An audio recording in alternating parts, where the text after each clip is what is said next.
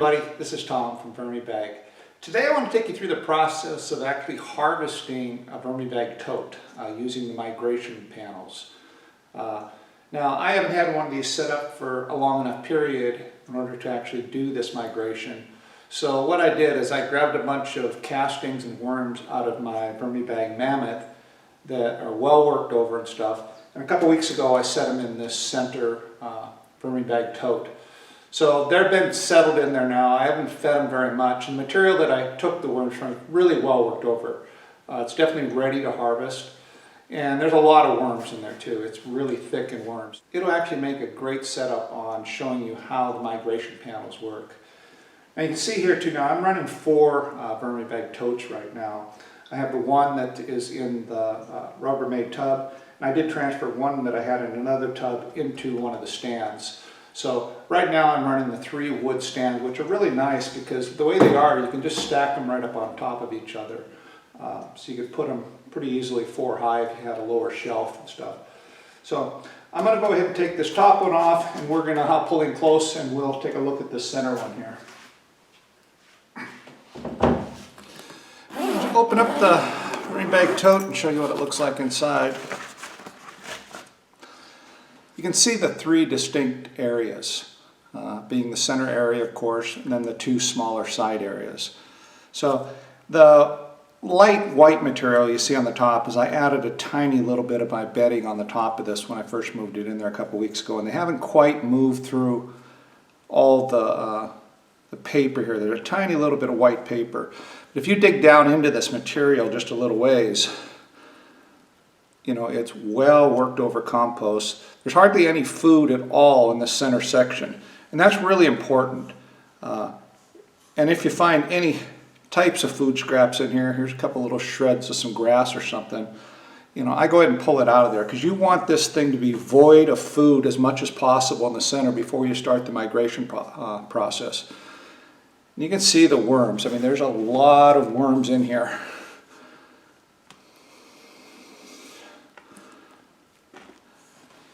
And going through this side, you don't see, again, hardly any food scraps. I see a couple chunks of eggshells, but other than that, an occasional piece of grass or something, or fiber material from a stalk of something.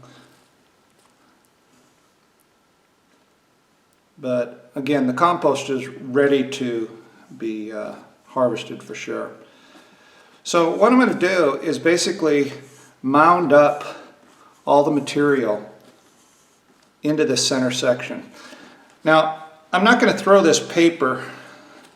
I'm actually going to grab another container and put this very, very top layer that has paper, because this is food, and I don't want to add any food to the center here.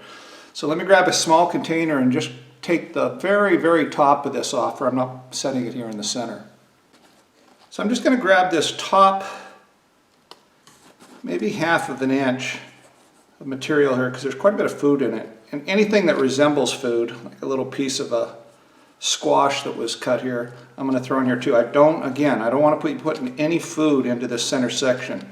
Any unprocessed paper, cardboard, anything that they consider food, don't put it here in the center. Now I'm going to pull this stuff off the other side as well.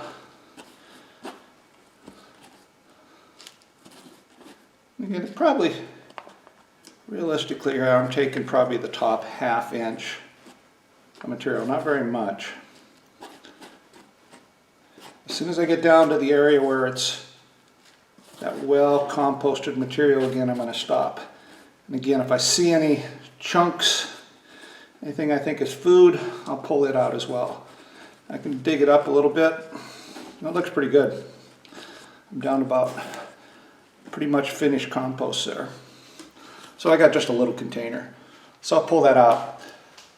So the next step then is to pull a fair amount of this material out of the sides, because the whole idea of doing this is to basically take all the material from both sides, pile it here in the center, put new bait on both sides and bedding, let the worms migrate into that, then harvest the center section. Once it's out, then you go ahead and put new bedding and stuff in there, and the worms basically start migrating over the whole width of the container again. So by doing it this way, you never have to take the worms out of the container. The worms always stay in here. They never come out. So first step then will be to go ahead and grab as much of this material, and again, you can see the amount of worms that are in this. I mean, they're going to be hungry. Again, I see a little piece of cardboard there, so I'm going to pull that and put that in my little container. I saw a couple other little pieces. Little avocado skin, I'll take that out as well. Another couple little pieces of stalk from something.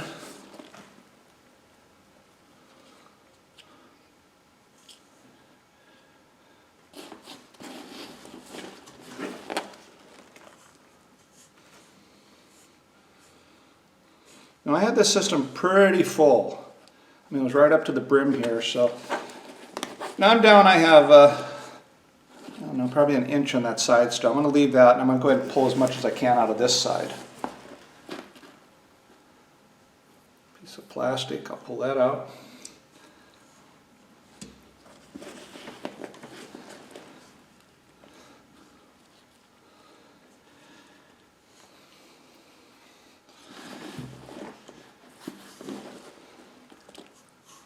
Okay.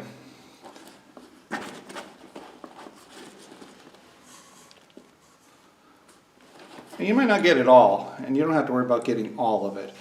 My whole idea is putting as much up here as I can, is once the worms out are here, this is all finished casting. This is the full content of castings that are actually in this bag. So as many as you can put into the center section, the better off. You don't want to have these castings go through the cycle again on the sides.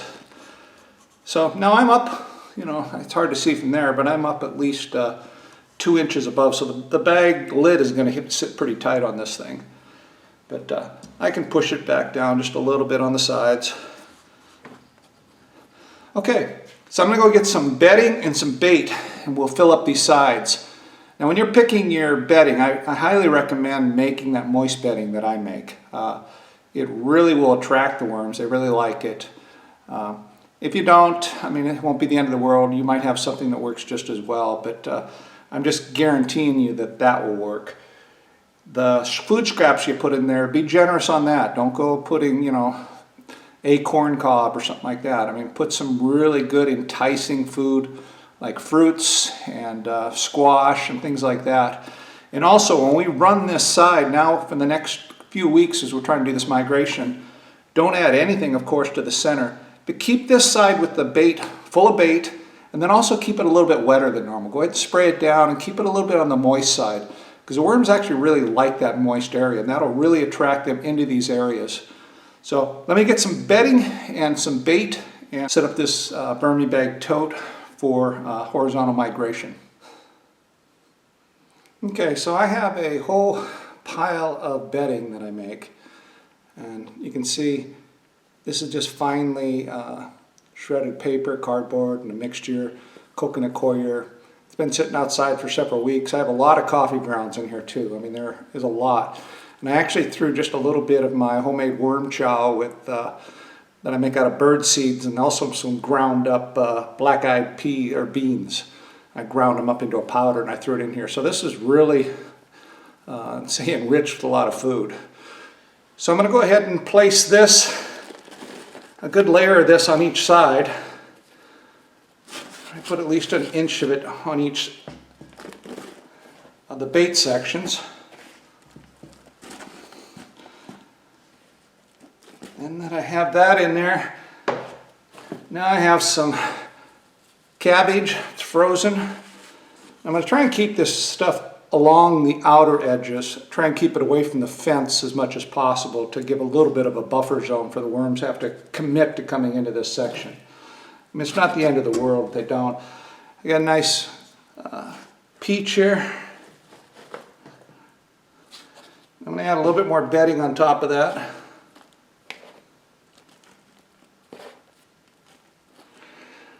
And the rest of this is just miscellaneous scraps we had, some paper towels with chunks of broccoli, and I mean, it's a mixture of items for sure. A little bit of a tomato and part of an avocado skin. I think that's about it for that side. And I'm going to go ahead and bedding on that thing, cover it up good.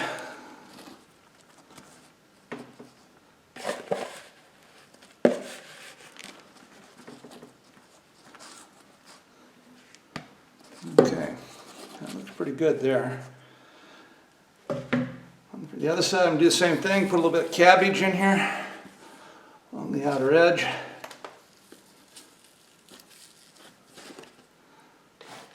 A couple chunks of tomato, another pear. Let me grab a little bit more bedding. Okay, a little layer top of that. Add another pear there, and some of this frozen paper towels and broccoli scraps and all kinds of miscellaneous scraps. And again, I'm trying to keep it along the outer edge of the bag away from the barrier fence. I'm just putting bedding along the edge of the bedding fence. So again, you want to make sure those worms have to commit to going all the way into this section. So I'm going to add just a little bit more here. I'm adding quite a bit of food into this because there's a lot of worms in here. So, I mean, they're going to annihilate this food pretty quickly. And what's important too is that once you put this in here, you need to keep this food supply pretty well stocked up over the next couple of weeks, because you don't want them running out of food on one side or the other and going back into the main section that you're trying to separate them from. So I think with as much as I put in there, I'm probably pretty good, but we're going to want to dig into it and take a look at it over the next week. Each week, you know, dig into it. And what we'll probably do weekly is kind of agitate the center and, you know, aerate it a little bit more. Because if the center section can start drying out a little bit, again, that's going to want to have them migrate even more to the outer edges. And the last thing I'm going to do is take a sprayer and just spray down these outer edges just a little bit.